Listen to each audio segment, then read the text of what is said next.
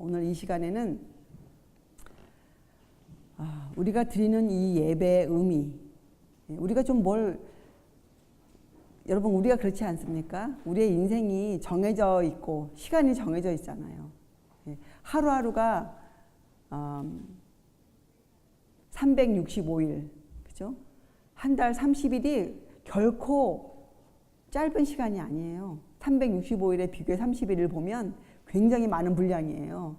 그래서 이것처럼 우리에게는 정해진 인생이 있는데 그동안 우리가 알아야 될 것들을 모르고 흘러버린다면 그 손실이 어떠하겠습니까? 우리의 손실이. 우리가 인지하지 못한다고 해서 그 손실이 적어지는 것이 아니잖아요. 그래서 우리가 하루빨리 우리가 지금 왜 이렇게 예배를 드리는지, 또 우리가 이 그리스도인으로서 이 살아가는 여러 가지 이런 것들에 대한 그 아주 명백한 점들이 여러분과 제 마음에 크게 자리 잡기를 바라서 오늘은 우리가 이 예배에 대해서 우리가 한번 좀 확실하게 좀 공부를 하려고 합니다. 자, 시작할게요. 여러분, 하나님께서는 우리를 이 땅에 내어 놓으시고 또 당신을 따르고자 하는 자들을 가르치시고 훈련시키세요. 그저 우리를 내버려 두고 너네 마음대로 살아라. 괜찮아. 어찌해서든지 하늘에 올 수 있을 거야. 이렇게 흐리멍덩하게 우리에게 교훈하시지 않으세요. 성경을 읽어보면 하나님의 마음이 정확히 표현되어 있어요. 그리고 우리를 향한 그분의 뜻이 또한 정확히 나와 있어요.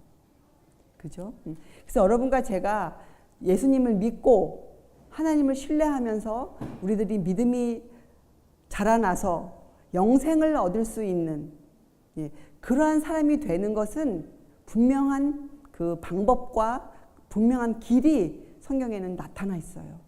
그렇죠? 우리가 눈을 감고 교회에서 가르쳐주지 않았습니다. 이렇게 핑계를 댈 수 있을지 모르겠지만 성경을 읽어보면 전혀 핑계 댈 수 없도록 이렇게 적어 놓으셨어요. 우리에게 알리셨어요. 자, 그래서 오늘 우리가 공부해보면 하나님께서 우리의 믿음이 성장하기를 굉장히 원하시죠. 우리의 믿음이 성장하기를.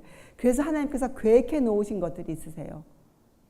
그리스도인 삶 중에서 어떠한 것들을 계획하셔서 방법을 주셨어요. 방법을. 그것을 크게 얘기하면 하나는 예배예요. 예배. 예배를 하나님이 원하시는 방법대로 드리라고 그렇게 말씀하세요. 또 하나는 전도예요. 전도. 그래서 여러분 교회가 갖고 있는 것 중에 가장 큰 두 가지가 무엇입니까? 예배와 전도 아닙니까? 지금 교회들도. 근데 이 예배와 전도가 하나님의 방법을 따르지 않고 있으면 사실 그 교회는 살아있는 교회가 아니에요. 명목상의 교회일 뿐이에요. 이름만 갖고 있는 곳 장소들이죠. 그래서 우리가 이 살아있는 교회가 되기 위해서 하나님과 살아있는 관계를 맺고 있기 위해서는 이 예배와 전도를 정확히 이해하고 하나님의 뜻대로 우리가 행하며 살아야 돼요. 자, 첫째, 그래서 우리가 예배를 회복해야 돼요. 예배를 하나님이 받으실 수 있는 그런 예배를 드려야 돼요. 우리들이. 여러분이 예배를 평생 동안 우리가 얼마나 많이 드리겠어요. 그렇죠? 그러나 그 예배가 의미가 없다면 그 옛날 이스라엘 백성들이 그렇게 오랜 세월 동안 그들이 양을 잡아 죽이는 제사를 드렸어도 그들이 그 제사의 원형 대신 예수께서 오셨을 때 그들이 예수님을 알아보지 못했어요. 이와 마찬가지로 지금 많은 기독교인들이 예수님을 부르고 찬양하고 예수님께 예배를 드린다 하더라도 그들이 그 예배의 의미를 회복하지 못한다면 예수께서 이 땅에 오실 때 그들은 예수님을 알아보지 못할 것이에요. 자, 우리가 이 예배를 알기 위해서, 의미를 알기 위해서 우리가 구약 성경으로 돌아가야 돼요. 구약 성경에 보면 이 고대 이스라엘 백성들에게 주신 아주 놀라운 훌륭한 제도가 있었죠. 그것이 바로 성소제도 아니었습니까? 성소제도. 그들이 어떻게 하나님 앞에 나아간다. 그 길을 보여주는 그것이 성소제도였어요. 성소제도. 그리고 우리가 배우기를 그 성소제도의 원형이 누구시라고 배웠습니까? 예수님이라 배웠어요. 그래서 이 고대 이스라엘 백성이 갖고 있었던 성소제도, 제사제도는 예수님에 대한 약속들로 확 차 있어요. 그리스도에 대한 약속, 메시아에 대한 약속. 그리고 그 메시아를 알아볼 수 있도록 하나님께서 실제적으로 준비해 놓으신 것이 성소제도였어요. 성소제도. 이것은 허상이 아니고 실제적인 준비였어요. 그래서 이스라엘 백성들은 어떻게 했습니까? 실제적으로 그들은 매일 아침 저녁 또 정해진 절기 때마다 무엇을 했습니까? 양을 잡아 절기 때마다 또 정해놓은 제물을 잡아 피를 흘려 제사를 드렸어요. 그죠? 그 의미가 무엇이었을까요? 그 의미는 바로 예수님을 아는 것이었어요. 그들이 제사를 드리면서 예수님에 대한 지식을 그들이 가져오고 그들이 제사를 통해서 양을 잡아 죽이는 그 행위를 통해서 그것을 실천했었어야 했어요. 그것이 하나님께서 그들에게 주신 제사 제도였거든요. 자, 사도 바울께서는 이 제사 제도가 바로 지금 우리가 행하고 있는 예배라 이렇게 가르치셨어요. 예배. 그렇죠? 예배. 여러분 우리가 왜 예배를 드립니까? 예배는 무엇입니까, 여러분? 여러분 마음에 예배가 어떠한 의미를 갖고 계십니까? 여러분 왜 교회에 나오셔서 하나님 앞에 예배를 드리십니까? 예배는 또한 정해진 날에만 드리는 것입니까? 예배가 무엇입니까, 여러분? 여러분 마음에 어떤 의미를 갖고 계세요, 예배가? 예배는 하나님을 만나는 시간과 장소예요. 예배는. 여러분이 집에서 조석간에 기도 드릴 때도 그 장소가 예배의 장소예요. 왜요? 하나님을 만나는 장소이기 때문에. 그렇죠? 예배. 그래서 예배는 하나님을 만나는 일이에요. 그래서 예배는 정해놓은 방법에 따라서 예배를 드려야 돼요. 예배에서 행하지는 모든 의식들, 순서들 전부 다가 성경에서 지정하신 방법대로 우리가 예배를 드려야 돼요. 그렇죠? 교회의 전통이나 어떤 교단의 전통을 따라 드리는 것이 아니고 우리는 새로운 예배를 우리는 성경을 통해 찾아내야 돼요. 회복시켜야 돼요. 예수님께서 요한복음 4장 23절에 이런 말씀하셨어요. 아버지께 참으로 예배하는 자들은 신령과 진정으로 예배할 때가 오나니 곧 이때라. 아버지께서는 이렇게 자기에게 예배하는 자들을 찾으시느니라. 여러분 이것이 무슨 의미를 갖고 있습니까?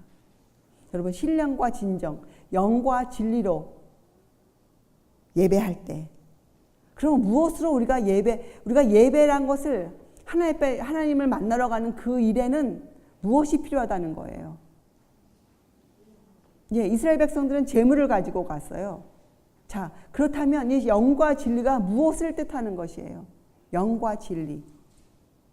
이스라엘 백성들은 예물을 가지고 갔습니다. 하나님 앞에 나갈 때. 어떤 예물이요? 제물, 어린 양을 가지고 나아갔어요.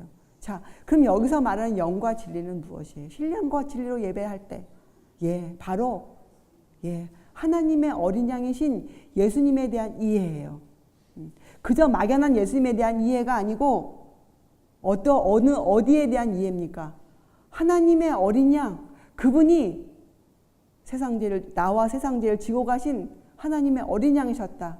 인류의 구원을 위해서 하나님께서 예비하신 하나님의 아들, 독생자, 하나님의 사랑을 이 땅에 보여주기 위해서 오신 분, 사람으로 이 땅에 오신 분, 거기에 대한 이해를 가지고 우리가 하나님 앞에 나아가야 돼요.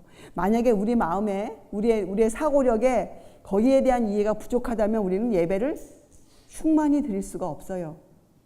그렇죠? 말씀은 우리를 그렇게 우리에게 그렇게 가르치고 있으세요. 자, 그렇죠? 자, 곧 이때라. 왜 이때입니까? 그 규례를 완성하셨어요. 예수께서 이 땅에 오셔서. 그렇죠? 이스라엘 백성이 갖고 있었던 그 제사제도, 그 규례를 완성하신 분이 바로 예수 그리스도였지 않습니까? 그래서 바로 곧 이때라. 자, 요한복음 14장에는 이런 글들이 있어요. 너희가 나를 알았다면 내 아버지도 알았으리로다. 이제부터는 너희가 그를 알았고 또 보았느니라. 여러분과 저는 예배를 통해서 하나님을 뵙고 있어요. 하나님을. 그렇죠? 또 그 같은 책에 나를 본 자는 아버지를 보았거늘 내가 아버지 안에 있고 아버지께서 내 안에 계심을 믿으라. 여러분, 이 믿음이 생기려면 먼저 무엇이 있어야 돼? 선행돼야 됩니까? 하나님이 내 안에 계심을 믿으려면 무엇이 필요해요? 예, 예수 그리스도에 대한 이해가 필요합니다. 그렇죠? 예수 그리스도에 대한 이해가 필요해요. 여러분, 그러면 이 하나님의 어린 양은 지금 어디에 계십니까? 구약 시대에만 계셨어요? 예수님께서 이 땅에 오셔서 부활승천하셨기 때문에 어린 양은 이제 이 땅에 사셨습니까? 어린 양은? 성경은 무엇이라고 여기에 대해서 말하고 있을까요? 여러분, 놀랍게도 요한계시록을 읽어보면 하나님의 어린 양의 위치가 나오고 있어요. 하나님의 어린 양은 지금 하늘에서 하나님의 보좌와 우리 사이에 서 계시다고 나와 있어요. 하나님의 어린 양께서 지금도 계세요. 하나님의 어린 양은. 그래서 여러분, 우리가 하는 모든 노력 중에, 여러분, 우리가 노력이라고 말한다 그래서 우리가 우리의 힘으로 우리의 구원을 절대로 이룰 수 없죠. 그러나 우리가 왜 노력이 필요합니까?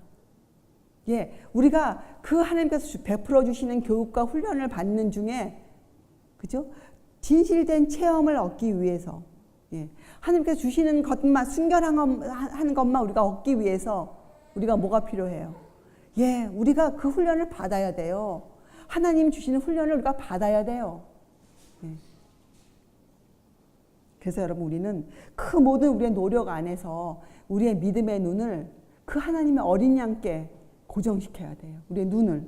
그렇죠? 자, 그러면 그 하나님의 어린 양께서 하나님의 보좌와 인간 사이에서 하시는 일이 있지 않습니까?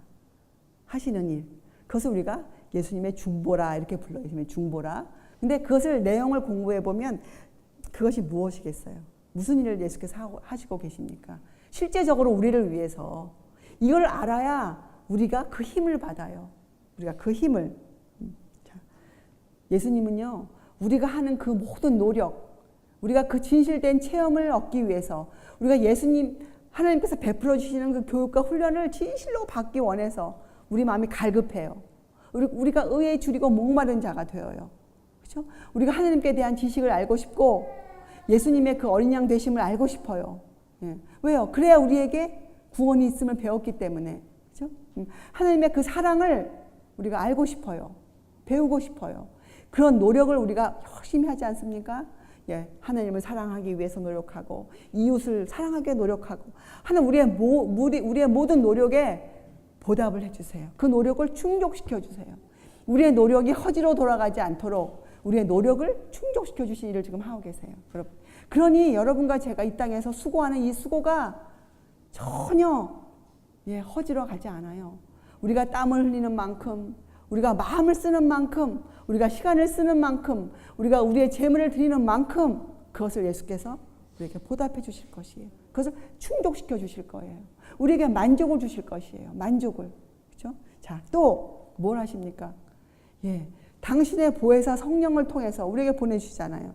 그래서 우리를 하여금 우리의 사고력과 이해력을 높여주셔서 하나님을 완전하게 알 수 있도록 해주세요. 자, 그렇다고 완전하다 그래서 우리가 하나님을 다 아는 것이 아니죠. 이게 무슨 뜻이에요? 하나님께서 성경을 통해서 계시하여 주신, 알려주신 그대로는 우리가 알 수 있도록 우리를 모든 진리 가운데로 우리를 인도해 주세요. 이 두 가지를 하고 계세요. 이것을 예수님의 희생과 중재의 본질이에요. 이것이 본질.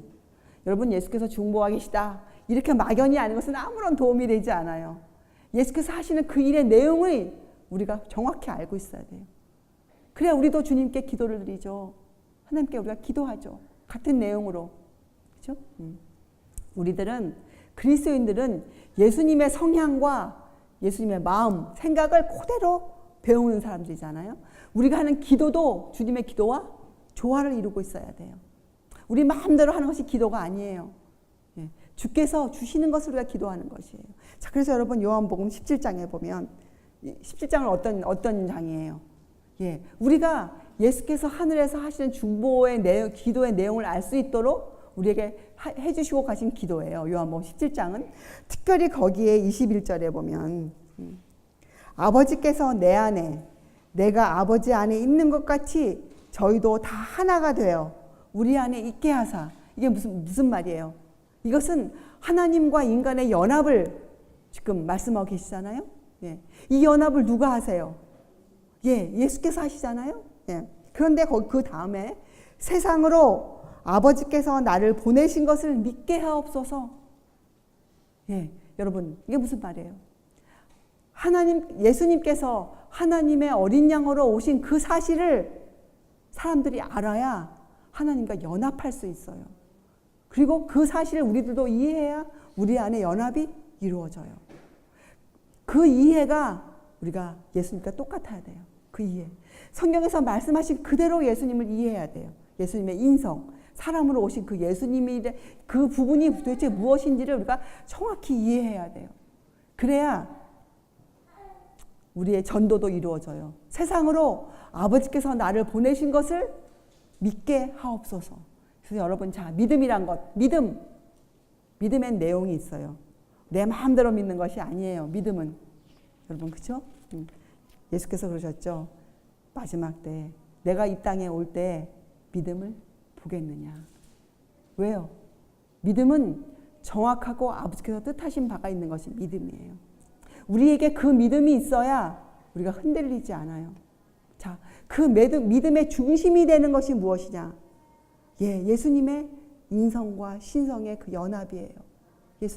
예수께서는요, 그 사람으로 오셔서 그분의 성향, 그죠? 그분의 그 인간으로서의 그 본성, 그 모든 것을 당신 자신의 신성과 붙들어 매셨어요. 그렇죠? 그리고 개인적으로 교제하는 모든 사람들에게 그것을 주셨어요. 그리고 결국에는 십자가에 돌아가시면서 그것을 이루셨다고 말씀하고 가셨어요. 그리고 그 보혈을 믿는 모든 사람에게 그 보혈의 피의 공로를 주셨어요. 그렇죠? 그래서 예수님의 인성과 신성의 그 조화, 연합,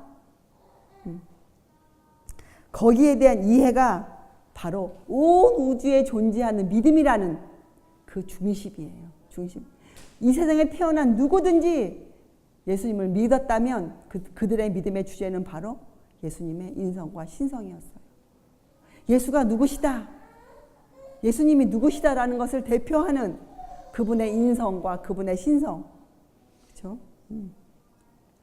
그래서 여러분, 우리가 이 부분에 있어서 우리가 예수님과 모르면 예수님과 개인적인 관계를 맺을 수가 없어요. 개인적으로는 교제. 그렇죠? 예수님이 나의 구세주가 되시지 못해요. 나의 구세주. 예수님의 흘리신 그 피의 공로가 내 삶을 흐르지 않아요. 흐르지 못해요. 예. 내 삶의 원칙이 되어줘야 되는데 그것이 되어지지 못한단 말이죠. 그렇죠? 자, 그래서 우리의 믿음이 흔들리지 않기 위해서는 여러분은 그 예수님에 대한 지식을, 예수님이 주시고 간 그 예수님의 인성, 사람으로 오신 예수님에 대한 이해가 충분히 있어야 돼요. 그래서 여러분, 히브리서, 빌립보서, 그죠? 여러분이 요한복음 1장, 여러분이 정말 공부를 열심히 하셔야 돼요. 여러분, 히브리서에 보면 우리가 매일매일 때를 따라 돕는 은혜를 얻기 위하여 은혜의 보좌 앞에 담대히 나아갈 것이니라. 이렇게 우리에게 알려주시는데, 우리가 은혜의 보좌 앞에 어떻게 담대히 나갈 수 있습니까? 예수님을 모른다면,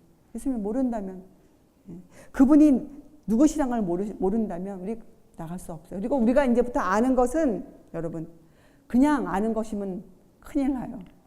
그냥 막연히 아는 것, 그저 내 교회 목사가 얘기한 것, 그저 내 교단이 가르쳐주는 것, 우리 교단의 전통이 말하고 있는 것, 이것은 여러분 우리를 도와주지 못해요. 여러분을 도와줄 수 있는 유일의 것은 무엇입니까? 바로 성경에서 여러분에게 예수님을 누구라 말씀하고 계시는가, 그것을 여러분 스스로가 여러분의 머리로, 여러분의 양심으로 그것을 읽고 여러분들이 깨달아야만 해요. 여러분이 거기에 대한 이해가 없으면 여러분이 아무리 예배를 많이 드려도 그 예배가 여러분을 예수께로 인도하지도 못하고, 또 여러분이 그 예배를 통해서 영생은 더더욱이나 얻을 수가 없습니다. 여러분이 아무리 예배를 다녀도 여러분의 삶이 그리스도인처럼 보이지가 않아요. 지금 왜 이 기독교에서 그리스도인들이 이렇게 힘이 약한가? 왜 세상의 조롱을 받고 있는가? 왜 그럴까요? 바로 이 부분에 대한 이해가 없기 때문이에요. 자, 그래서 예배는 우리의 믿음의 성장을 위해서 하나님이 창세부터 계획해 놓으신 것이에요. 누구든지 우리의 선배들도 마찬가지고 앞으로 있을 사람들도 마찬가지고 현재 우리들도 마찬가지고 이 믿음을 성장시키기 위해서는 하나님의 계획대로 우리가 움직여야 돼요. 하나님의 계획대로. 자, 그런데 여러분, 이 예수님에 대한 생애를 우리가 공부할 때, 예수님에 대해서 공부할 때 예수님을 우리가 어떻게 표현합니까? 예수님을 우리가 예수님에 대해서 가장 크게는 예수님은 이 땅에 오셔서 어떻게 사셨어요? 예, 병든 자 고치시고 가난한 자를 도와주시고 다 하셨는데 그분의 삶의 원칙이 무엇이었습니까? 그분의 삶의 원칙. 예, 하나님의 법대로 사는 것이었어요. 당신의 뜻대로 살지 아니하고 아버지의 뜻대로 사는 것이 그분이 갖고 계신 원칙이셨거든요. 아버지의 뜻. 자, 그래서 이 예배의 근간을 이루고 있는 것, 믿음의 성장을 위한 하나님의 계획 안에 근간을 이루고 있는 것은 바로 하나님의 법이에요. 하나님의 법. 우리의 믿음의 근간을 이루어줘야 될 것도 예수의 믿음이신데 예수의 믿음은 어디에 근간을 두고 있는가? 하나님 아버지 법에 근간을 두고 있어요. 아버지의 뜻, 아버지의 법. 아버지께서 나를 향하신 뜻이 무엇인가? 아버지께서 하라고 하신 것만 예수께서 하셨다고 적어 놓으셨어요. 뜻, 법. 그래서 사실 이 하나님의 계획은 모든 믿는 자들이 그 율법에 순종하도록 계획하셨어요. 하나님의 법에 순종하도록 계획해 놓으셨어요. 그리고 우리에게 예배와 전도를 주셨어요. 그렇죠? 여러분, 이것을 공부하기 위해서 우리에게 아주 훌륭한 책이 한 권 들려져 있는데 성경 안에 특별히 바로 야고보서예요. 야고보서. 야고보서는 무엇을 가리키는가? 말씀을 실천하는 자가 되라. 이게 주제로 적혀져 있어요. 말씀을 실천하라. 너희가 배운 진리를 너희의 생활 가운데로 들여와라. 이렇게 우리를 가르치거든요. 자, 들어보세요. 야고보서 1장 23절에서 25절에 누구든지 도를 듣고 행하지 아니하면, 이 도는 뭡니까? 하나님의 가르침, 하나님의 뜻, 하나님의 법, 그죠? 도를 듣고 행하지 아니하면 그는 거울로 자기의 생긴 얼굴을 보는 사람과 같으니 제 자신을 보고 가서 그 모양이 어떠한 것을 곧 잊어버리거니와. 무슨 말이에요? 하나님의 율법을 자세히 들여다보고 있으면 누가 보인다는 거예요? 사람의 본성이 보인다는 것이에요. 사람의 본성이. 내가 누구인지, 내가 어떤 유형의 사람인지, 내 마음의 성향이 어떠한지 그것이 보인다는 것이에요. 그죠? 그런데 행하지 아니하면, 그 율법을 듣고도 배우고도 행하지 아니하면 그 사람은 율법을 보고도 어떻게, 거울처럼 율법을 보고도 비춰주는 자기의 모습을 보고도 어떻게 해요? 보지 못한 것이 아닌데 여기 보면 보고도 어떻게 해요? 돌아가서 잊어버려요. 자기가 어떤 사람인지 잊어버려요. 자, 그러나 그 다음에 자유하게 하는 온전한 율법을 들여다보고 있는 자는, 그렇죠? 자유하게 하는 온전한 율법을 들여다보고 있는 자는 듣고 잊어버리는 자가 아니요 실행하는 자니 이 사람이 그 행하는 일에 복을 받으리라. 이렇게 적혀져 있어요, 여러분. 자유하게 하는 온전한 율법. 그래서 여러분, 이 율법이란 것은 하나님의 우리에게 주신 거울이에요. 거울. 아주 깨끗한 거울. 우리의 속마음을 들여다볼 수 있는 거울이에요. 자, 율법은 우리가 간단하게, 아주 단순하게 한마디로 분명한 이해로 보면 율법은 하나님을 대표하는 것이에요. 그러니까 하나님이 누구시다라를 보여주는 것이 율법이에요. 하나님의 마음의 소원들을 적어 놓으신 것이 율법이에요. 자, 그래서 율법은 하나님의 품성을 보여주는 도덕적인 거울이에요. 하나님은 아주 높은 도덕적 표준을 갖고 계시는 분이시잖아요. 순결하신 분, 도덕의 극치를 갖고 계신 분, 순결, 도덕. 그래서 이제부터 여러분 마음에 이 도덕성이란 것에 대한 정확한 그 이해가 필요해요. 도덕성. 지금 세상은 이 도덕성이 아주 땅에 떨어져 있어요. 지금은 사람들이 자기 마음대로 살아요.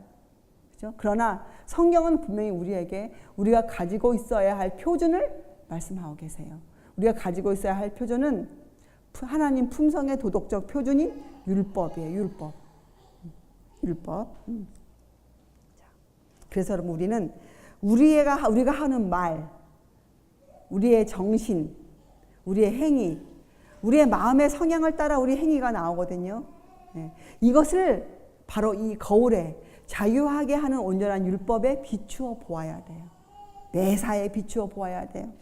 그렇죠? 그래야 내가 누구인지, 지금 내가 어디쯤 와 있는지, 내가 무엇을 잘못하고 있는지, 그렇죠? 이것을 알 수가 있어요.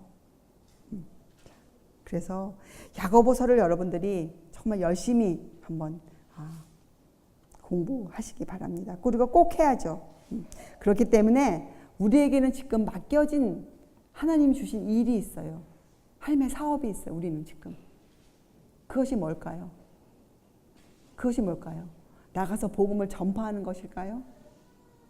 지금 이 순간, 지금 우리에게 맡겨진 큰 일이 하나 있는데 그것은 바로 우리가 우리의 마음에, 우리의 심령에 이 법을 새기는 일이에요. 우리의 심령에. 우리가 전도를 하기 전에 우리가 먼저 전도자가 되어 있어야 돼요. 그렇죠? 우리 마음에 하나님의 법이 우리의 심령에 새겨져 있어야 돼요. 이 일을 지금 우리가 하고 있어야 되는데 이 일을 여러분은 어떻게 합니까? 우리가 어떻게 해요? 주의 말씀을 열어서 그 말씀을 읽으면 되는 거예요. 근데 우리가 그런 마음으로 알고자 하는 마음으로 읽으면 성경 우리에게 뭐라고 말해요? 깨닫게 될 것이라. 읽는 자는 깨달을진저. 우리의 마음이 갈급하면 우리는 알게 되어 있어요. 우리가 뭐에 대해서 갈급해야 한다고요? 하나님에 대한 지식. 그게 뭐예요? 결국은 그것이 법 아닙니까? 우리가 하나님을 어떻게 알 수 있어요? 여러분이 이러한 이해 없이 성경을 아무리 읽어도 법을 알 수가 없어요. 그러나 여러분이 이런 갈급함을 가지고 읽으면 하나님에 대한 지식, 법을 여러분이 알게 돼요. 하나님의 법. 산상수훈을 여러분이 마음에 받아들이게 돼요. 그렇죠? 하나님의 법. 또 여러분이 뭘 알고 싶어 해야 돼요? 그리스도를 통한 구원.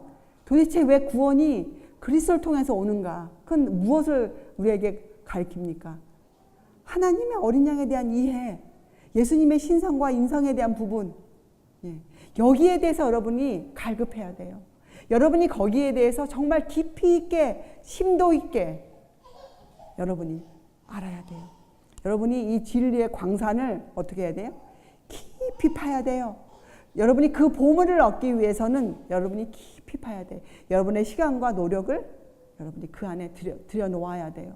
여러분이 피땀을 흘려야 돼요. 자, 그런 사람에게 주님이 이렇게 부르십니다. 그런 사람들을 수고하고 무거운 짐진 자들아 다 내게로 오라. 여러분 우리가 수고와 무거운 짐을 지지 않으면, 저 땅을 모르면, 우리가 이 하나님의 거울을 통해서 나 자신을 보지 못하면 주님께로 가지 못해요. 가지 못해요. 가는 것처럼 보이지만 그것은 가는 것이 아니에요. 그렇죠? 우리가 주님께로 진짜 갔다면 여러분 어떠한 일이 증거로 있어야 되는가? 내 마음에 즐거움과 평안과 기쁨이 있어야 돼요. 내 마음에 쉼이 있어야 돼요. 그렇죠? 자, 수고하고 무거운 짐진 자들아 다 내게로 오라. 내가 너희를 쉬게 하리라. 쉼은 이때에만 있을 수 있어요. 자, 나는 마음이 온유하고 겸손하니 나의 멍에를 메고 내게 배우라. 자, 수고하고 무거운 짐을 지었어요. 그래서 예수께 갔습니다. 자, 그럼 그것은 끝난 것이 아니죠. 그 다음에 무엇이 있어요? 주님의 멍에를 메어야 돼요. 주님의 멍에. 여러분, 주님의 멍에가 무엇입니까? 주님이 평생 무슨 멍에를 메고 사셨어요? 자, 그 전에 여러분 멍에가 뭐예요? 멍에. 멍에는 소가 밭을 갈 때, 좀 더 효율적으로 갈 수 있도록 멍에를 씌워줬어요. 여러분, 멍에는 좋은 것이에요. 멍에는 우리에게 꼭 필요한 것이에요. 그리스도인의 성장을 위해서 우리는 멍에를 꼭 메어야 돼요. 멍에. 그래서 멍에는 주님께서 이 땅에 사실 때 갖고 계셨던 하나님의 뜻이었어요. 뜻. 그것이 우리가 지어야 할 멍에예요. 우리도 하나님의 뜻 안에서 살 수 있어야 돼요. 하나님의 법을 배워야 돼요. 하나님의 율법을 우리의 멍에로 메고 있어야 돼요. 하나님의 계명과 율례와 법도와 규례를 우리가 메고 있어야 돼요. 그렇죠? 거기에 대한 이해력이 깊어야 된단 말이죠. 그것이 멍에를 메는 거예요. 그렇죠?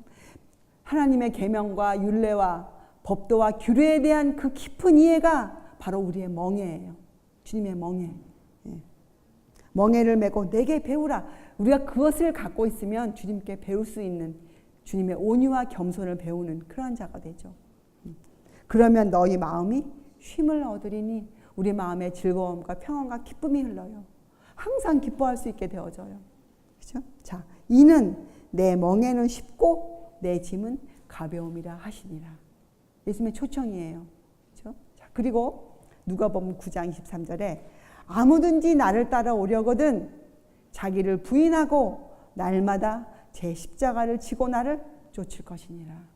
이렇게 성경은 여러분 이 예수님의 제자가 되는 길, 하나님의 백성이 되는 길에 대해서 분명하게 적어 놓으셨어요. 분명하게. 여기에 어떤 다른 견해를 달아놓지 않았어요. 예수님께서 분명하게 적어 놓았어요. 자, 그렇기 때문에 여러분 거룩함, 참된 경건, 그리스도의 삶, 이것은 바로 무엇을 의미합니까? 예, 우리가 말씀대로 사는 것을 의미해요. 여러분, 우리의 일반적인 생활, 우리의 실생활에서 우리가 말씀을 실천하지 않고 산다면 우리는 믿음을 가질 수도 없고 그 믿음을 성장시킬 수가 없어요. 참된 경건은 말씀의 실천 없이는 이루어지지 않아요. 말씀의 실천이 없다면 우리가 하는 모든 말은 뭐가 될까요? 쓸데없는 말, 공원, 예. 그저 나를 높이는 말, 사람의 칭찬을 얻기 위해서 하는 말, 이것에 불과해요. 불과해요. 남에게 악영향을 끼치는 그런 말뿐이 안 돼요. 그래서 우리 여러분 그리스도인이다, 기독교다, 기독교. 자, 기독교는 무엇이에요? 기독교는 외부에서 보여지는 어떤 것들이 아니에요. 기독교는 바로 이렇게 예수님의 생애를 입고 사는 사람들, 예수님의 생애에 있었던 그 의의 옷, 그분께서 주시는 그 아름다운 혼인 예복, 그 의의 옷을 입고 사는 사람들이 바로 기독교예요. 기독교, 그리스도교. 그런 사람들의 생애예요. 그런 사람들의 하루하루예요. 그것이 기독교예요, 여러분. 기독교. 그래서 기독교는 종교를 넘어서요. 예, 기독교는 사람들의 삶 자체예요. 삶. 그래서 기독교 안에는 어떤 종파나 어떤 교단이나 이런 것들이 있을 수가 없어요. 기독교는 사람들이기 때문에, 사람들의 삶이기 때문에.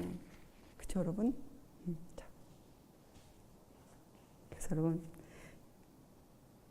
이러한 일을 우리가 하기 위해서는 우리의 믿음을 정말 수고하고 무거운 짐진 자들을 우리가 깨닫고 예수께로 가서 우리가 그 만족한 쉼을 우리가 얻고, 그렇죠?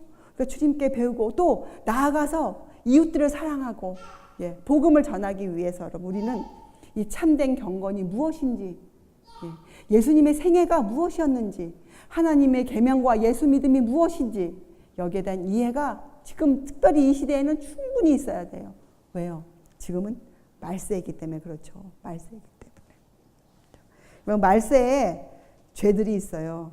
여러분 소돔과 고모라의 죄악에 대해서 성경에 분명히 적혀져 있습니다. 그들의 죄악이 무엇이었는지. 자, 이 말세의 죄는 뭐냐? 물론 이기심, 쾌락을 사랑하는 마음, 돈을 사랑하는 마음, 그렇죠? 이런 거 전부 다 죄예요. 그러나 특별히 이 말세에 있는 죄는 뭐냐? 그리스도인이라 말하는 사람들이 자신을 철저히 살펴보지 않는 것이 큰 죄예요. 이것이 정말 극악한 죄예요. 그리스도인이라 하는 사람들이 자신을 이 하나님의 법에 비추어서 자신들을 살펴보지 않는 것, 그래서 세상에 어두움을 끌어들이는 것, 이것이 큰 죄예요. 세상에 왜 하나님께 대한 오해, 어두움이 꽉 있습니까? 왜요? 왜 하나님을 사람들이 오해합니까? 물론 사단이 이 하나님의 법이 폐해졌다고, 특별히 율법이 폐하였다고 그런 기만수를 썼어요. 그래서 많은 기독교인들이 지금은 공부하지 않고 연구하지 않고 그저 가르쳐 주는 대로 하나님의 법이 폐하여졌다고 그들이 그렇게 알고 있어요. 그래서 하나님의 법에 대해 하나님을 두려워는 하지만 그 하나님의 법을 연구하고 하나님의 법이 정확히 우리에게 무엇을 요청하는지 요구하는지 무엇을 명령하시는지를 그들이 공부하지 않아요. 그죠? 그들이 그저 믿기만 하려고 그래요. 근데 그래서 그들이 낭망해요. 그래서 하나님에 대한 오해를 그들이 벗어나지를 못해요. 그렇죠? 자, 여러분, 진리는 실제적인 것이 되어야 돼요. 진리가 우리의 생활에서 실제적으로 진리가 움직여야 그 진리가 무엇을 우리에게 줄 수 있습니까? 힘을 줄 수 있어요. 경건은 굉장한 능력이거든요. 거룩함. 우리를 그렇게 거룩하게 해 일상생활에서 우리를 거룩한 사람으로 만들어줄 수 있는 것은 진리거든요. 진리. 근데 그 진리가 힘을 받으려면 우리가 하나님의 법에 대한 이해가 있어야 돼요. 하나님의 법을 알고 있어야 돼요. 그래서 여러분, 부주의가 뭡니까? 성경을 읽으면서도 분명히 명백하게 말씀하고 계신데도 그것을 그저 지나치는 것. 그 부주의함이에요. 부주의함. 그거 죄입니다. 또 무관심.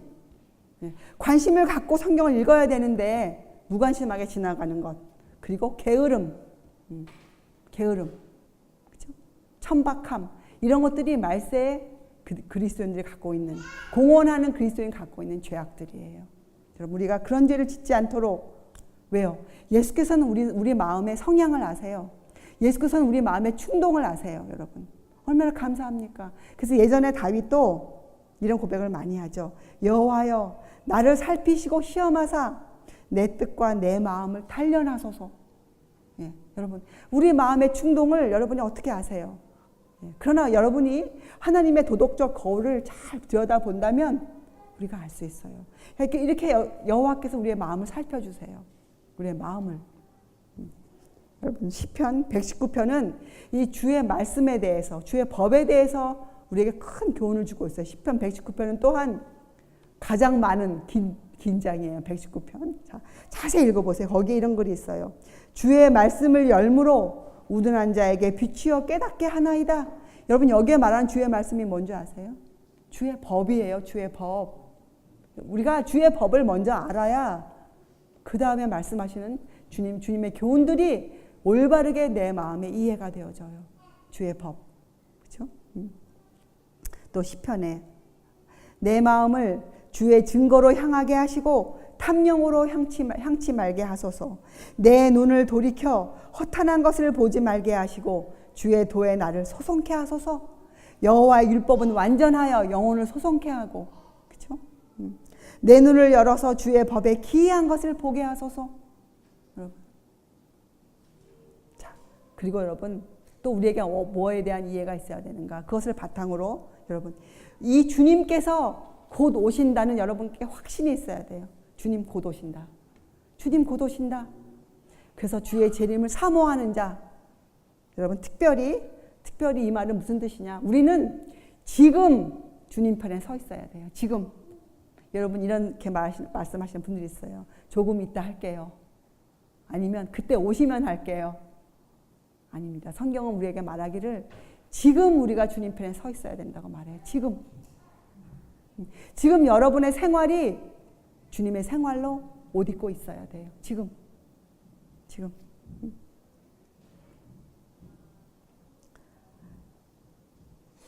주님의 재림을 사모하는 자.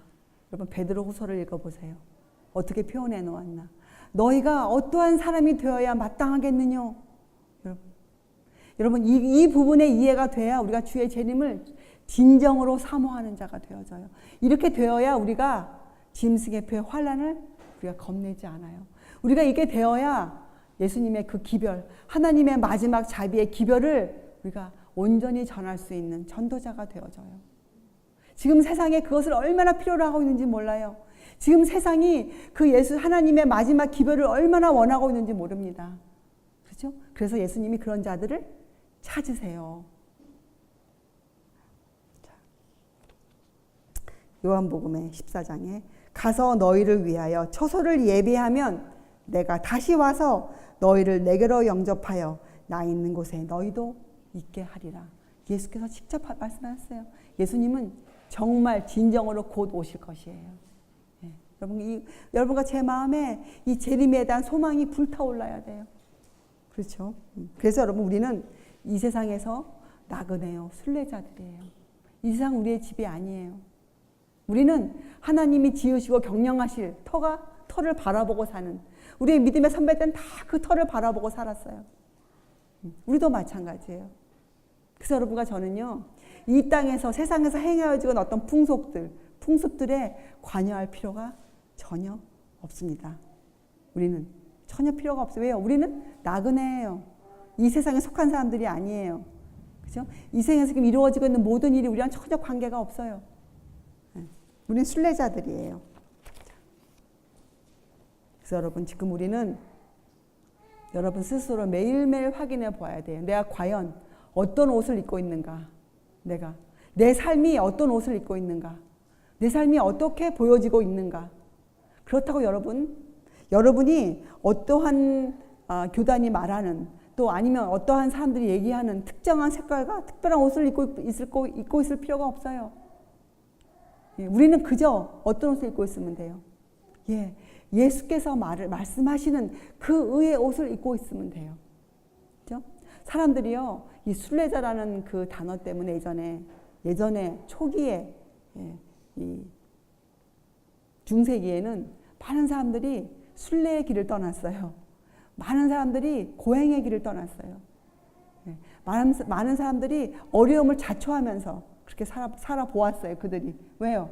그것이 방법인 줄 알고. 그래서 그것을 본따서 지금도 그렇게 생각하는 사람들이 있어요. 그런 색깔을 띠고 있어요, 사람들이. 그러나 우리는 그런 색깔을 띨 필요가 없어요. 우리는 어떤 색깔만 띠고 있으면 돼요. 예수님께서 말씀하시는 그 의의 옷을 입고 있으면 되는 것이에요. 그렇죠? 주의를 끌거나, 사람들의 주의를 끌거나, 또 논쟁을 일으킬 만한 어떤 것도 제시해서는 안 돼요, 사람들에게. 그렇죠? 예수님 그렇게 하시지 않으셨어요. 자, 우리는 그들에게 예수님의 생명으로 수놓아져 있는 나의 삶을 보여주기만 하면 돼요.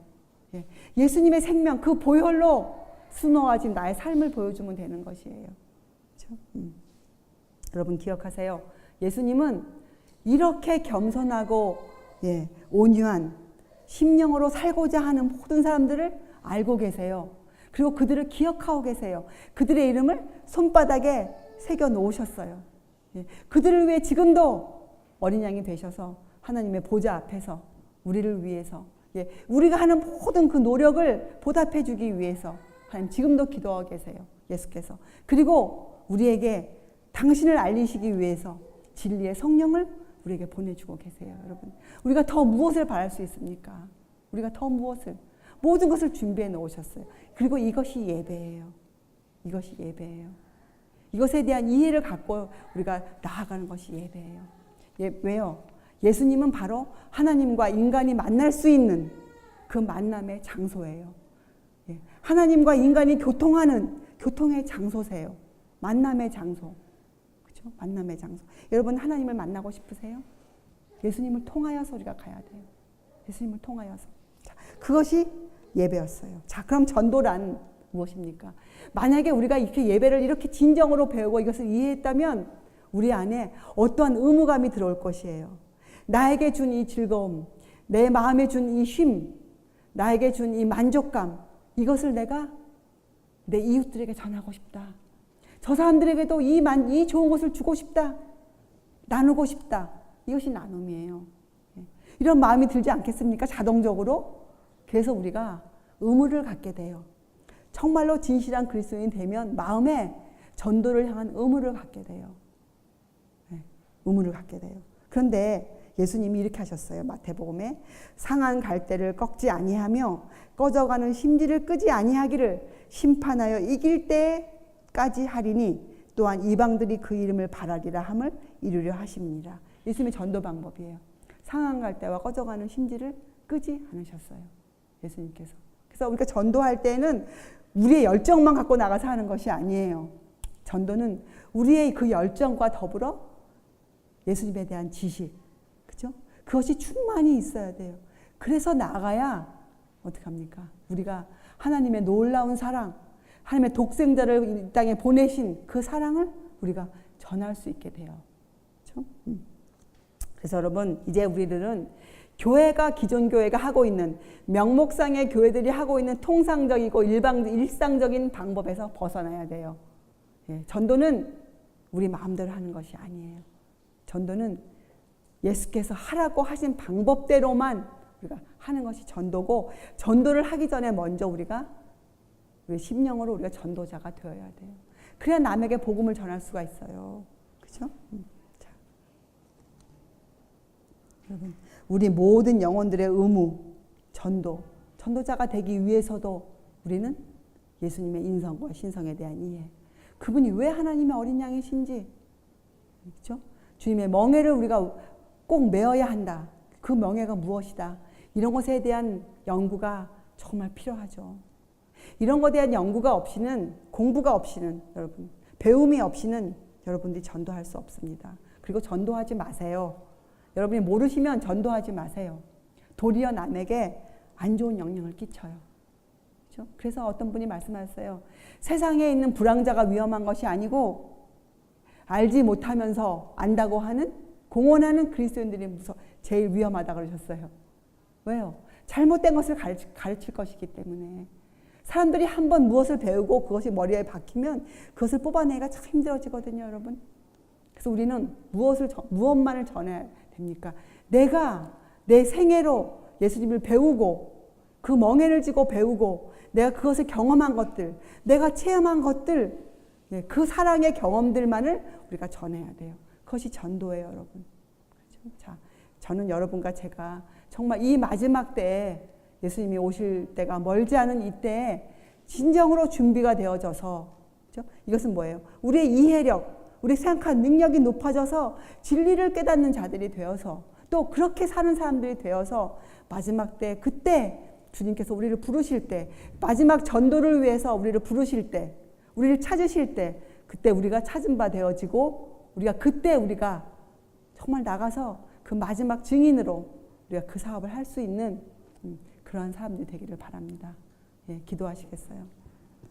하늘에 계신 하나님 아버지, 저희들에게 예배를 가르치시고, 예, 저희들의 믿음을 성장시켜 주시기 원하시는 하나님 아버지, 아버지의 심령으로 저희들을 가르치시는 하나님 아버지, 저희가 하나님을 아버지로 모시고 저희가 온유와 겸손을 배우는, 그래서 하나님께서 찾으실 때에 찾은 바 되어질 수 있는 그러한 사람이 되기 원합니다.